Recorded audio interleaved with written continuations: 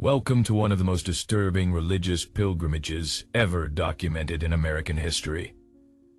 Before we begin, I invite you to leave in the comments where you're watching from and the exact time you're listening to this account. We want to know what places and what times of day or night these documented stories reach around the world. In the brutal winter of 1867, 19 members of a small religious community attempted to cross the Wind River Range in Wyoming territory. They were seeking refuge from persecution, traveling to establish a new settlement in the remote valleys beyond the mountains. They were faithful people, believing divine providence would guide and protect them. By the time their journey ended, only 4 would survive. And those 4 would carry a secret so terrible that the church elders ordered it buried, sealed in private archives, never to be spoken of again. This is the story of the Sacred Path Pilgrimage, a journey of faith that became a descent into nightmare. A tragedy that religious authorities worked desperately to suppress, and a mountain pass that was declared cursed by multiple indigenous tribes, closed by territorial authorities, and remains today one of the most restricted areas in Wyoming for reasons that have never been adequately explained to the public. The Wind River Range is a mountain system in western Wyoming, part of the Greater Rocky Mountains. In 1867, this was wild frontier territory, barely mapped by American settlers, home to Shoshone and Arapaho peoples who had lived there for thousands of years. The mountains rose to heights exceeding 13,000 feet. With deep valleys carved by ancient glaciers and narrow passes that were treacherous even in summer. In winter, they were considered impassable by anyone with sense. The religious community at the center of this story called themselves the Covenant of the New Jerusalem.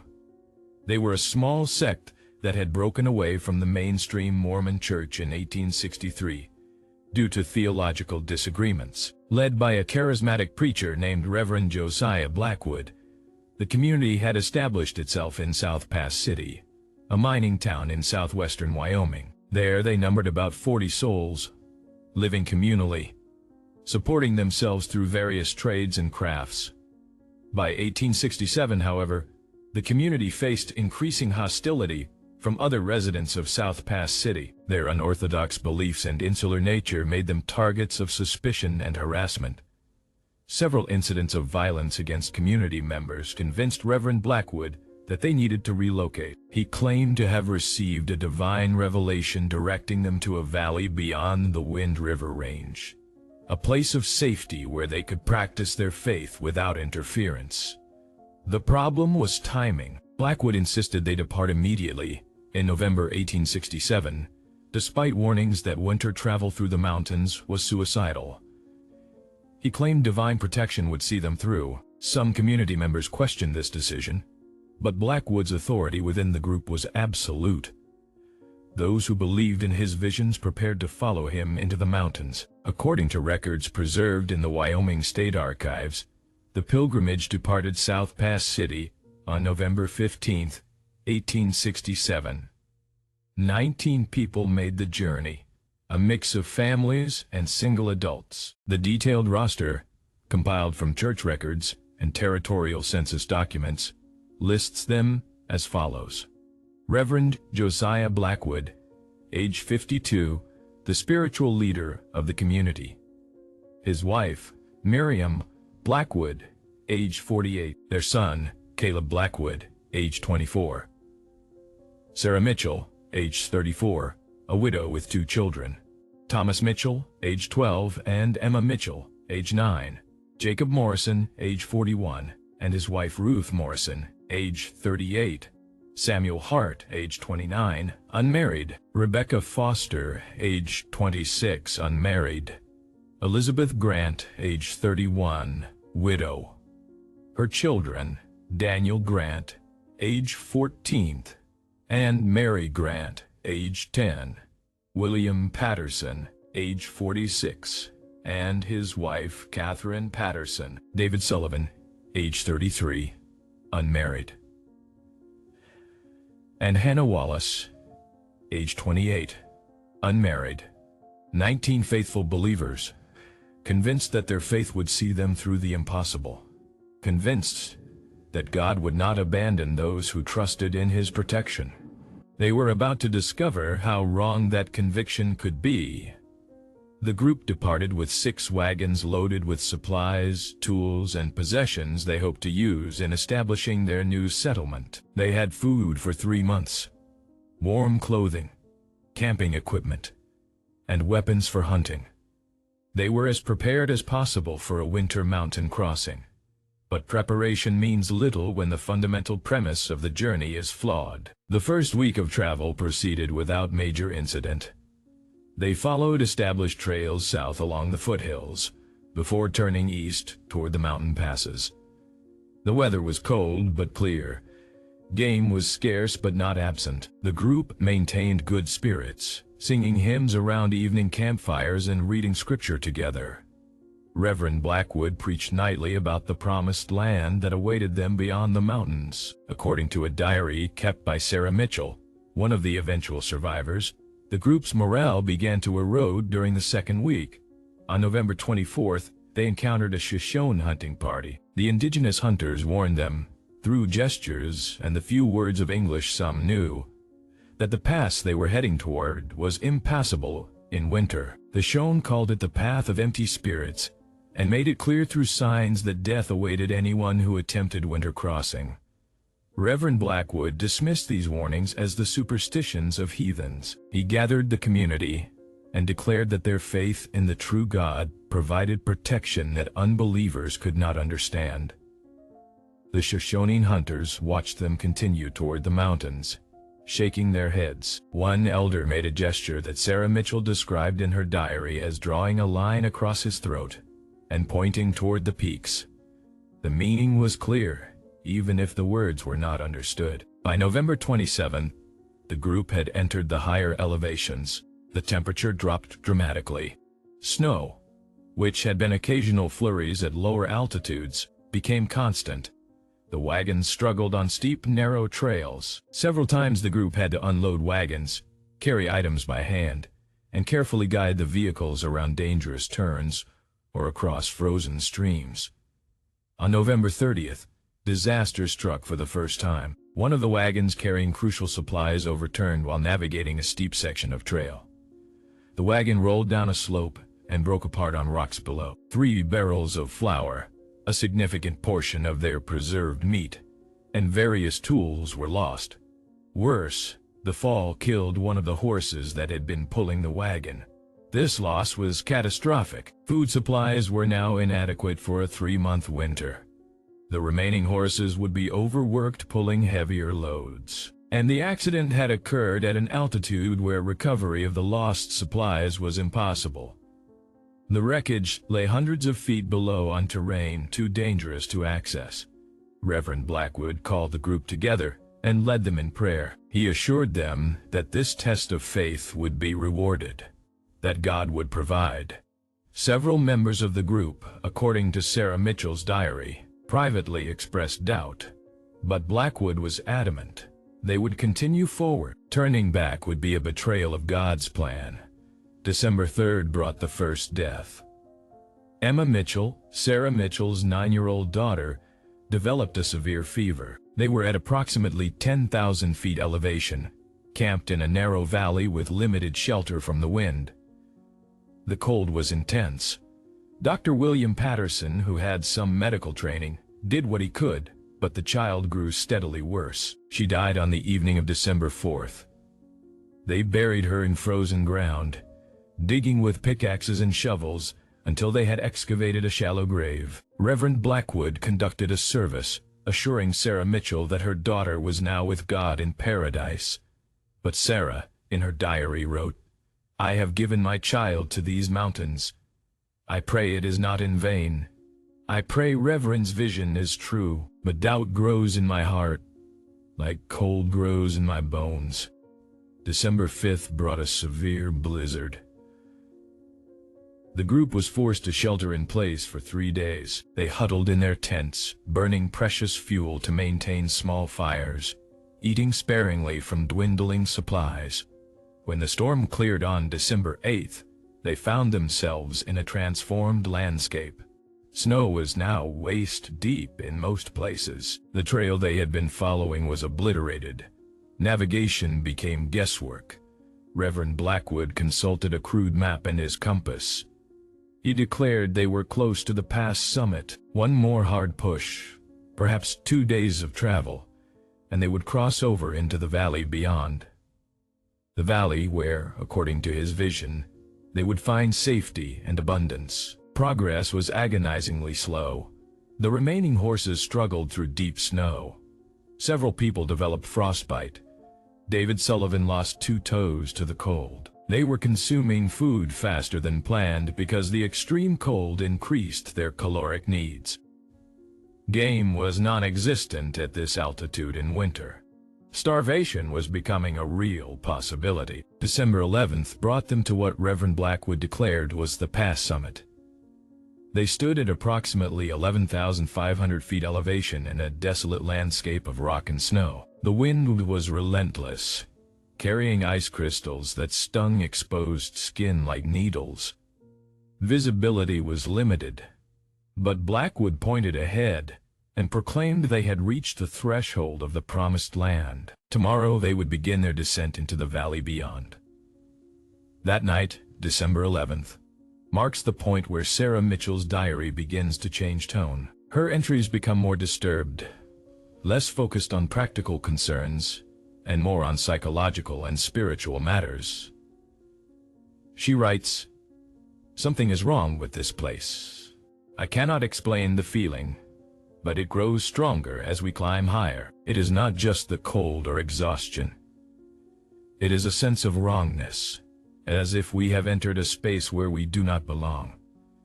Even Reverend Blackwood seems uneasy tonight, though he maintains his confident manner when speaking to the group. But I saw him standing apart from the camp, staring at the rocks above us, and his face showed fear."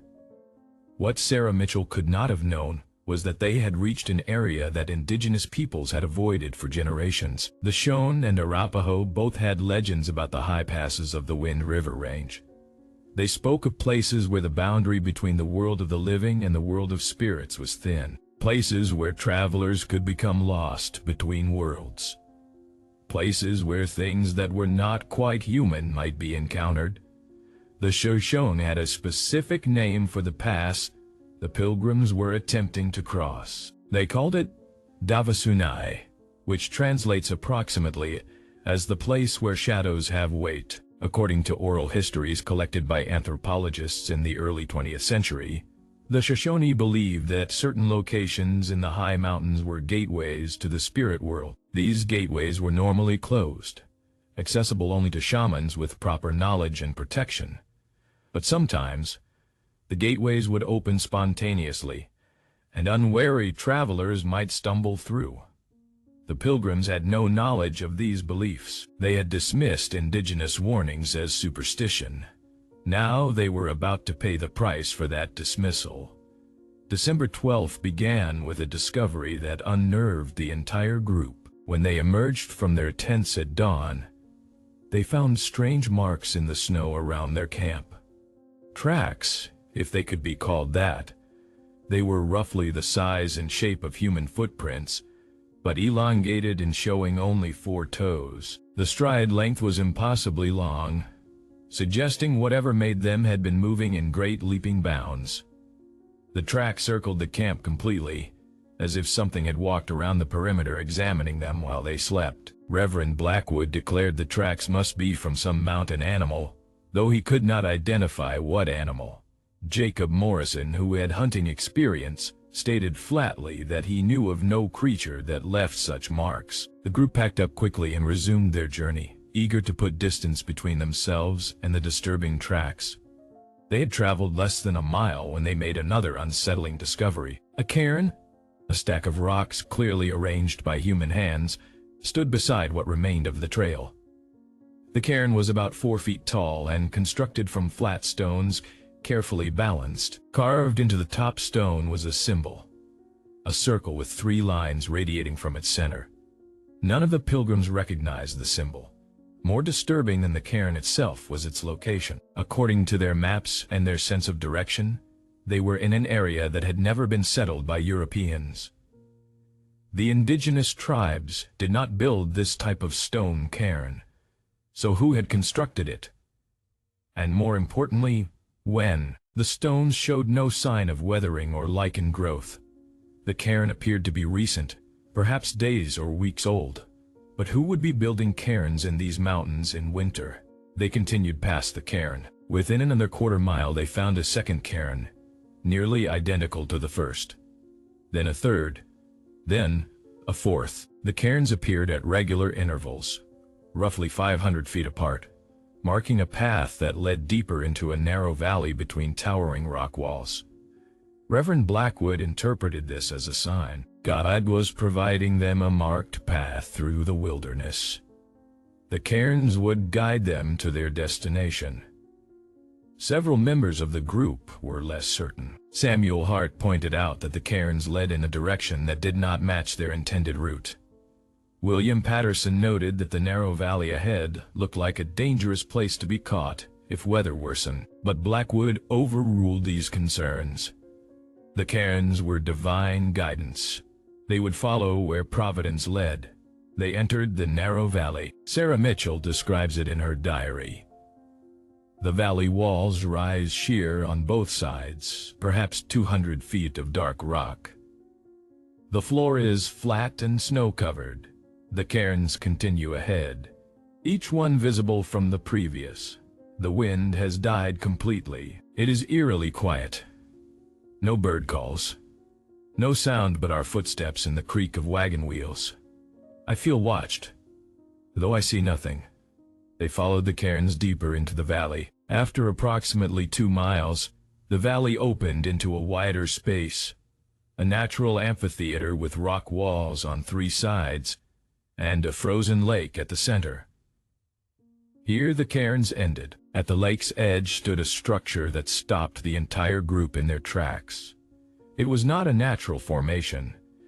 It was clearly built by human hands, but it was unlike any structure any of the Pilgrims had seen. Constructed from the same dark rock as the valley walls, it stood about 12 feet tall and was roughly circular, perhaps 30 feet in diameter.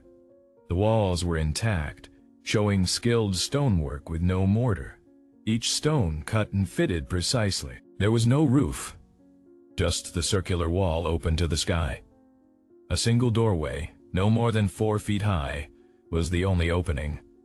Reverend Blackwood approached the structure with wonder. He declared it a temple, an ancient house of worship that God had preserved for them. He insisted they give thanks for being led to this sacred place. Jacob Morrison was more cautious. He noted that the structure bore no resemblance to any indigenous architecture he knew of. The stonework was too sophisticated, too precise. More disturbing, the doorway faced north, and carved above it was the same symbol they had seen on the cairns, the circle with 3 radiating lines. Despite these concerns, Blackwood ordered camp to be made at this location. He claimed they would shelter in and around the stone structure overnight before continuing their journey. The group was exhausted and the natural amphitheater provided good protection from wind. They complied with his order, though several people expressed unease. As they set up camp, William Patterson examined the stone structure more closely. He found that the interior walls were covered in carvings, not pictures or writing that he recognized, but abstract geometric patterns that covered every surface. The patterns had a repetitive quality, the same shapes and configurations appearing again and again. Patterson felt disoriented looking at them for too long. He reported to Blackwood that something about the structure felt wrong, but Blackwood dismissed his concerns as faithlessness. That night, December 12th, the Pilgrims experienced the first of the phenomena that would ultimately destroy their group. Sarah Mitchell's diary describes it. After dark, we gathered for evening prayer within the stone walls. Reverend Blackwood stood in the center, leading us in hymns. The acoustics were strange. Our voices seemed to echo, though the structure is open to the sky. Then we heard something else. Singing, faint but distinct, coming from outside the structure. But when we stopped singing to listen, the sound stopped as well. Reverend Blackwood said it was our own voices echoing from the valley walls. But it did not sound like echoes. It sounded like other voices singing with us, or perhaps mocking us by repeating our songs in a slightly wrong way. After the prayer service, most of the group retired to their tents, which they had set up around the perimeter of the stone structure. Only Reverend Blackwood and a few others chose to sleep inside the structure itself. Sarah Mitchell was not one of them. She writes, "I could not bring myself to sleep within those walls. The patterns carved there disturbed me. I have the feeling that, if I stare at them too long, I will see something I should not see. I chose a tent as far from the structure as practical. Sometime after midnight, the camp was awakened by screaming. Hannah Wallace, one of the young unmarried women in the group, had been sleeping in a tent near the stone structure. She burst from her tent, screaming incoherently about hands reaching for her through the tent wall. Several people went to calm her, but she was hysterical. She claimed that something had been touching her, that she had felt cold fingers on her face and arms, that she had heard whispering in a language she did not understand. The group searched around her tent, but found nothing. No tracks in the snow, no signs of any intruder. Reverend Blackwood declared it a nightmare brought on by exhaustion and cold. But Hannah Wallace could not be calmed. She refused to return to her tent and spent the rest of the night huddled by the fire with several other women keeping watch over her. Morning came, December 13th, and brought with it a horrifying discovery. Caleb Blackwood, the Reverend's 24-year-old son, was missing. He had been sleeping inside the stone structure along with his father and 3 others. All 4 of the others were accounted for and asleep until awakened by the commotion over Hannah Wallace. But Caleb was gone. A thorough search of the immediate area revealed nothing. The snow around the structure showed no tracks leading away. It was as if Caleb had simply vanished from inside the stone walls, while others slept nearby. Reverend Blackwood was devastated but tried to maintain composure. He insisted they would find his son, that he must have wandered away in the night for some reason, and would return. They spent the entire day searching, venturing out into the valley in multiple directions, calling Caleb's name. They found nothing. As night approached, they were forced to admit that Caleb was gone. The temperature was dropping. If he was alive out there, his chances of survival were minimal. Reverend Blackwood finally led the group in prayer for Caleb's soul, though he refused to speak of his son in past tense. That second night at the stone structure, December 13th, brought more horrors. Sarah Mitchell writes, "We tried to stay vigilant. Everyone was on edge after Caleb's disappearance. We kept fires burning throughout the night. Yet somehow, Ruth Morrison vanished. She had been sitting by the fire with her husband Jacob and several others. Someone went to get more firewood, perhaps a minute at most. When they returned, Ruth was gone. She had been sitting there. Then she was not. We searched immediately. There were no tracks, no signs of struggle. She had simply ceased to be there. 2 people gone in 2 nights. Both vanished without trace from what should have been a secure camp with multiple witnesses nearby. The group was now in full panic. Several people, including William Patterson and Samuel Hart, insisted they abandon the stone structure immediately and retreat to lower elevations. Others, including Reverend Blackwood, were reluctant to leave while people were still missing. The argument grew heated. Before the issue could be resolved, another disappearance occurred. Daniel Grant, age 14, had been one of those arguing for immediate departure. He walked away from the main group, heading toward his tent to gather his belongings. Multiple people saw him enter his tent.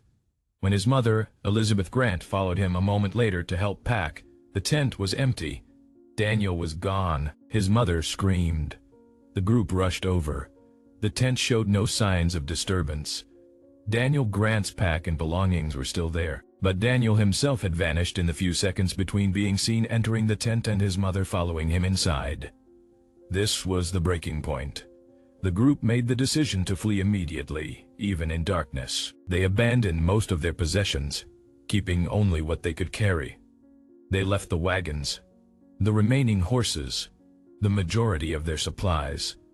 Survival now meant nothing more than getting away from this cursed place. They fled down the valley the way they had come, following the line of cairns that had led them into this nightmare. But something was wrong.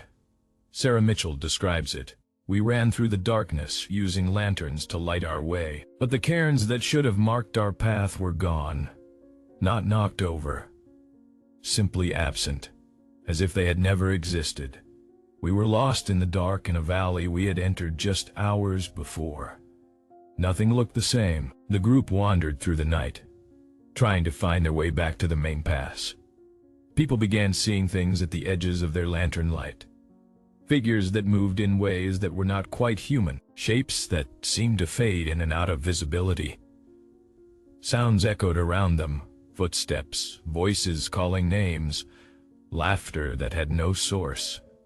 By dawn on December 14th, the group had fragmented. In the confusion and darkness, they had split into smaller groups, each trying to find their own way to safety. Sarah Mitchell found herself with 7 others: her son Thomas, Reverend Blackwood, Miriam Blackwood, Elizabeth Grant, Mary Grant, Rebecca Foster, and David Sullivan. The other 10 members of the original 19 were scattered somewhere in the mountains.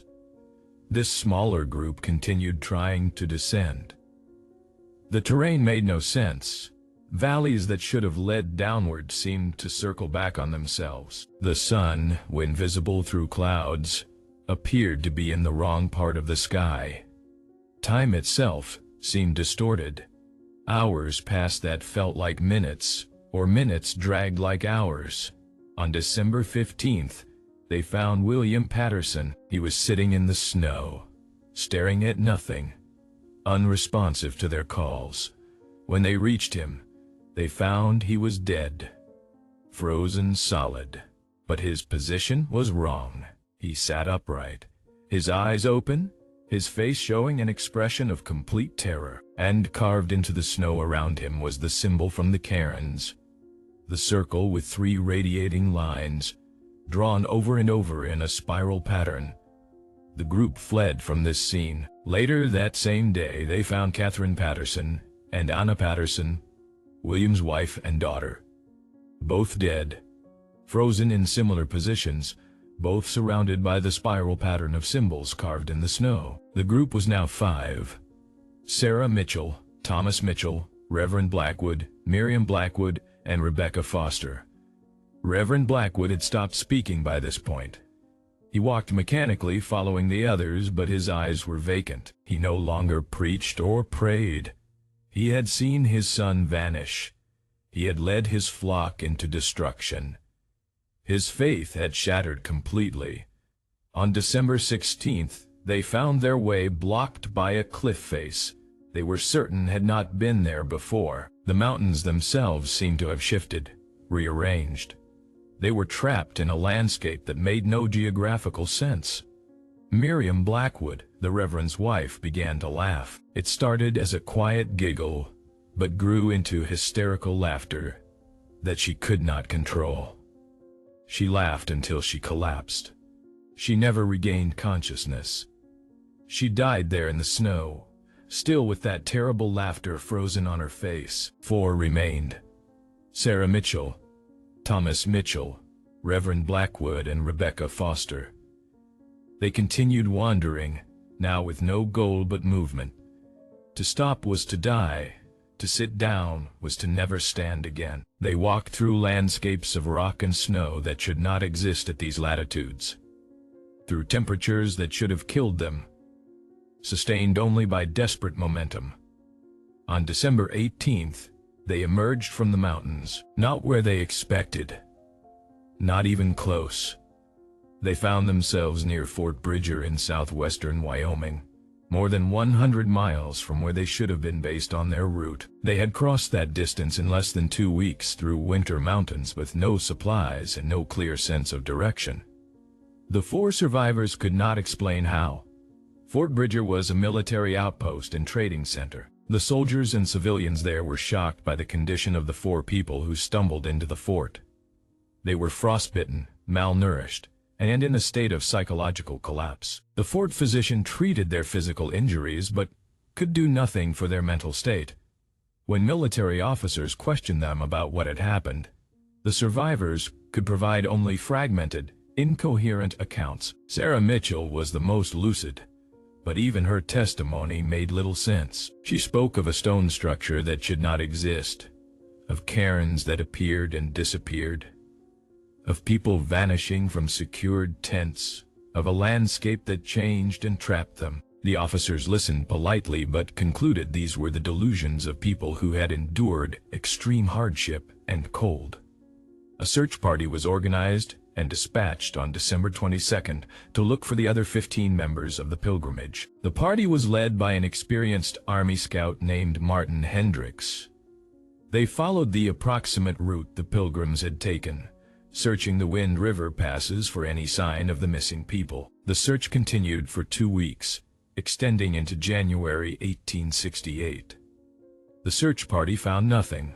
No bodies, no abandoned wagons or possessions, no evidence that 19 people had attempted a winter mountain crossing. The only discovery of any significance was the frozen body of Emma Mitchell, the 9-year-old who had died early in the journey.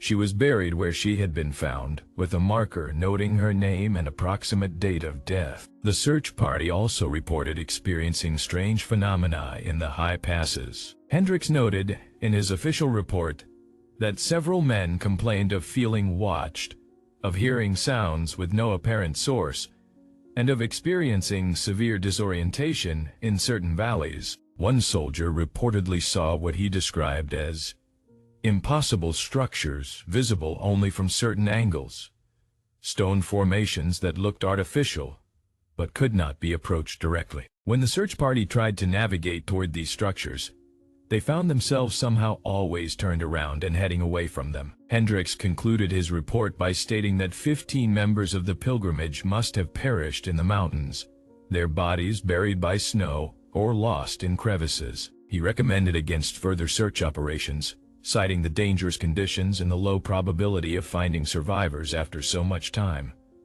The 4 survivors remained at Fort Bridger for several weeks while recovering from their ordeal. During this time, they were visited by church officials from the Covenant of the New Jerusalem community in South Pass City. These officials were shocked to learn that only 4 of 19 had survived. They interviewed the survivors extensively, trying to understand what had happened. What troubled the church officials most was not just the tragedy itself, but the accounts the survivors provided. Sarah Mitchell's diary, which she had somehow managed to preserve and bring out of the mountains, contained descriptions that challenged religious understanding. She wrote of prayers that went unanswered, of faith that provided no protection, of a landscape that seemed actively malicious, and most disturbing, of the stone structure and the symbols that had preceded the disappearances. The church officials confiscated Sarah Mitchell's diary. They declared it the product of a mind damaged by trauma and exposure. They instructed all 4 survivors to never speak publicly about the details of what they claimed to have experienced. The official church position was that the pilgrimage had been a tragic miscalculation, an attempt to cross dangerous mountains in winter that had resulted in the predictable loss of life. There was to be no mention of stone structures, changing landscapes, or people vanishing from secured locations. Reverend Josiah Blackwood never recovered from his experience. He was returned to South Pass City in early 1868, but could no longer function as a spiritual leader. He spent his remaining years in silence, sitting in his home, staring at nothing. He died in 1872. Church records note that in his final days he drew symbols obsessively, the circle with 3 radiating lines covering every surface available to him. Rebecca Foster left Wyoming Territory entirely. She moved to California and married a farmer. She never spoke of the pilgrimage to anyone, not even her husband. When she died in 1891, her personal effects included a locked box with specific instructions that it never be opened. The box was eventually donated to a historical society, where it remained sealed until 1947. When finally opened, it contained a single item, a piece of paper with the symbol, the circle in 3 lines, drawn hundreds of times in neat rows. Thomas Mitchell, Sarah Mitchell's son, grew to adulthood carrying the trauma of what he had witnessed. He became a school teacher in Colorado, living a quiet, unremarkable life, but according to his own children, interviewed by historians in the 1920s, he suffered from nightmares throughout his life. He would wake screaming about stone walls covered in patterns that moved, about voices calling from darkness, about his sister Emma, who he claimed he sometimes saw standing at the edge of his vision, though she had died in 1867. Sarah Mitchell herself lived until 1903. She settled in Cheyenne, Wyoming, and worked as a seamstress. She never remarried after her husband had died before the pilgrimage. She never spoke publicly about the journey that had cost her her daughter and so many friends. But in 1899, she wrote a letter to her son Thomas that was preserved in his papers. In this letter, she finally broke her silence about what she believed had happened in the mountains. "We went to a place we should not have gone," she wrote. "The indigenous peoples tried to warn us. They knew what we did not, that there are places in this world where the normal rules do not apply, where the boundary between what is and what should not be becomes thin. The stone structure we found was not built by human hands, or if it was built by people who understood things we do not. The symbols carved there were not decoration, they were a warning or a seal. And by sheltering there, by spending the night within those walls, we broke something that should not have been broken." Sarah's letter continues, "I do not know what took the others. I do not know if they are dead, or worse than dead. But I know they did not simply die of cold or fall into crevices. Something in that place reached out and took them. Something that should not exist according to everything we believe about the world and God and salvation. Our faith did not protect us. Our prayers went unheard. We were as nothing to whatever dwells in those high places." This letter was never published during Sarah's lifetime. Thomas kept it private, troubled by its content. When he died in 1924, the letter passed to his daughter, who eventually donated it to the Wyoming Historical Society in 1952. By then, the Sacred Path pilgrimage had been largely forgotten. A footnote in frontier history, a sad story of naive people attempting a dangerous winter journey and paying the price. But the story was not quite forgotten. Throughout the late 19th and early 20th centuries, there were occasional reports from the Wind River Range that echoed elements of the Pilgrims' experience. In 1884, a prospector claimed to have found a stone structure high in the mountains, matching the description from the pilgrimage accounts. He reported feeling overwhelming dread near the structure and fled without investigating further. In 1901, a survey team reported discovering cairns in a remote valley. Cairns that appeared recently constructed, though no one had authorization to be working in that area. In 1923, 2 hikers reported seeing impossible structures that seemed to phase in and out of visibility, depending on the angle of observation. Each of these reports was dismissed or ignored by authorities, but they created a pattern. Indigenous peoples in the region continued to avoid certain areas of the Wind River Range, passing down warnings about thin places where spirits could cross. Euro-American settlers and travelers who spent time in the high mountains occasionally reported experiences they could not explain. Time distortions, missing time, encounters with figures that seemed almost but not quite human. In 1938, The U.S. Forest Service declared several high valleys in the Wind River Range to be restricted areas. The official reason given was wildlife protection.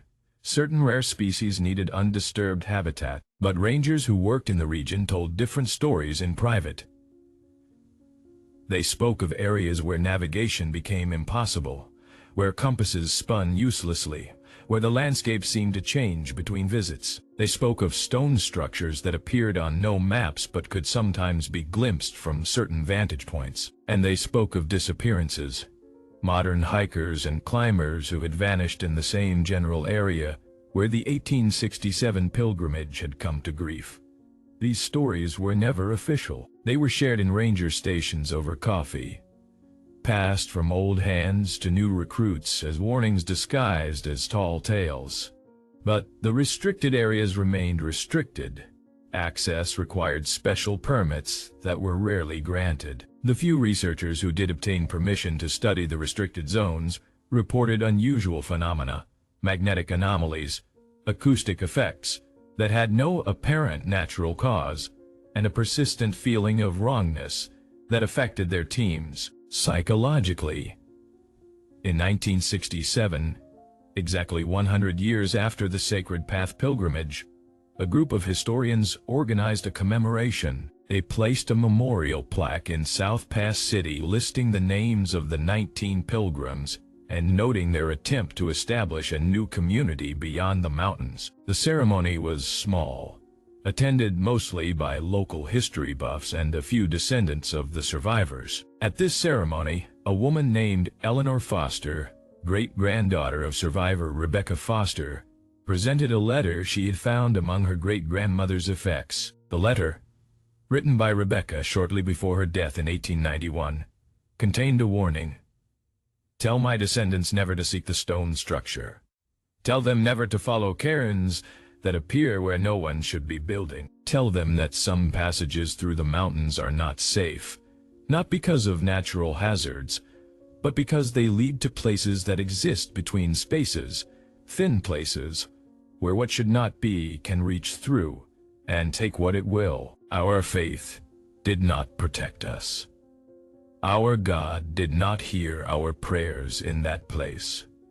We were outside His reach, or it was outside His power. I do not know which is more terrifying." This letter was read at the commemoration, and it created controversy. Several religious attendees walked out, offended by the suggestion that there were places beyond God's protection. Others, particularly those familiar with indigenous traditions of the region, nodded in recognition. They knew the stories. They understood the warnings. In the decades since, the Wind River Range has become increasingly popular with recreational users. Better equipment, better maps, and rescue services have made the mountains more accessible, but the high valleys where the Sacred Path pilgrimage met its fate remain off-limits. The Forest Service maintains the restrictions, citing various reasons depending on who asks: wildlife habitat, geological instability, cultural sensitivity to indigenous sites. The reasons change, but the restrictions remain constant. Those who study these matters, folklorists, anthropologists, researchers of anomalous phenomena, note that the Wind River restricted areas overlap almost exactly with zones that indigenous peoples identified as dangerous or sacred for generations before European contact. They note that multiple incidents of disappearances and strange experiences have been reported from these areas across more than 150 years. And they note that official explanations for maintaining the restrictions have never been entirely satisfactory. What really happened to the 15 pilgrims who vanished in December 1867? The official explanation is that they died of exposure, their bodies buried by snow or lost in the rugged terrain. This explanation is tidy. It closes the case, but it does not account for the specifics reported by survivors. People vanishing from secured locations, a stone structure that should not exist, symbols that seem to have power, a landscape that changed and trapped them. Could there be truth to the survivors' accounts, even if we strip away the trauma and confusion? Could they have discovered something in those mountains that challenged their understanding of reality? The indigenous peoples of the region had stories about thin places, locations where boundaries became permeable. Modern physics acknowledges that our understanding of space and time is incomplete. Could there be places, perhaps places with specific geological or magnetic properties, where the normal rules break down? Where someone could step from here to somewhere else? Where something from somewhere else could step through to here? These are questions without comfortable answers. But they are questions that the evidence refuses to let us completely dismiss. 19 people went into the mountains. 4 came back, traumatized, and bearing accounts that authorities worked to suppress. 15 vanished without trace, despite extensive searches. And the area where they vanished has been the site of unexplained phenomena and disappearances for more than 150 years. The stone structure the Pilgrims reported has never been officially acknowledged, but reports of its existence persist. Hikers who stray into restricted areas occasionally claim to have seen it. A circular stone wall in a high valley, covered in symbols that hurt to look at directly. Rangers deny these reports, but also quietly discourage anyone from seeking the structure. Because whether it exists physically or not, whether the Pilgrims' accounts were literal truth or trauma-induced delusion, the danger is real. People who go looking for the stone structure have a tendency to not come back. 19 pilgrims crossed the mountains in 1867 seeking religious sanctuary. They were faithful people convinced that their God would protect them. 4 reached safety, broken and carrying memories that would haunt them for life. 15 never returned, lost to something in the high valleys that authorities acknowledge only by keeping those valleys permanently closed. The cursed path is revealed, but the full truth remains hidden in restricted zones and suppressed documents. What the Pilgrims encountered in those mountains challenged everything they believed about faith, about God, about the nature of reality itself.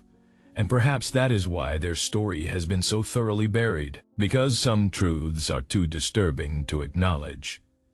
Some places are too dangerous to explore, and some questions are better left unasked, lest the answers destroy what remains of our comfortable certainties about the world we inhabit. The Wind River Range rises still, beautiful and terrible, its highest valleys holding secrets that predate human presence in North America.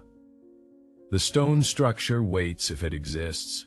The cairns appear and vanish according to patterns no one understands. And somewhere in those thin places between what is and what should not be, perhaps 15 souls still wander, trapped by an attempt to cross mountains in winter, seeking sanctuary, and finding instead a fate worse than any they could have imagined. This is the legacy of the Sacred Path pilgrimage. A warning carved in stone and written in the lives destroyed by ignoring warnings that came before. The indigenous peoples knew. They tried to tell the Pilgrims, but faith and arrogance are a dangerous combination. And the mountains, the high wild places where human certainty means nothing, they wait still, waiting for the next group of believers to ignore the warnings, waiting to demonstrate that there are forces in this world that care nothing for our faith, our prayers, or our assumptions about how reality should work. 19 pilgrims crossed the mountains. Only 4 reached safety. The cursed path is revealed, but the deepest truths remain hidden in restricted valleys and the broken minds of survivors who learned too late that not all passages can be safely crossed, and not all places welcome human presence, no matter how pure the faith or how desperate the need.